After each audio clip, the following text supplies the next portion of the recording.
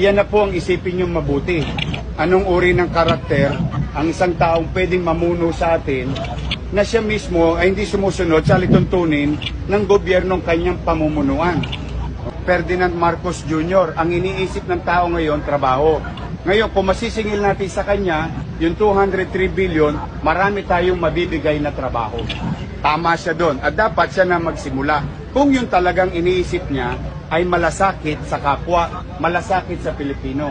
Kung ibibigay niya yung 203 billion nang bukal sa kanyang kalooban na wala na silang ginagamit ng magagaling na abogado o para palusutan ng batas, para linlangin ang tao, kung ako po sa kanya, gusto niya magbigay ng trabaho, wala po siyang gagawin na mahirap.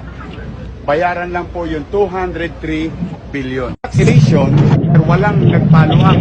At hindi po ito fake news. Ito po kahit ano pong paliwanag ng abogado niya, yung spokesperson niya, hindi po ito fake news. Desisyon po ito ng Korte Suprema.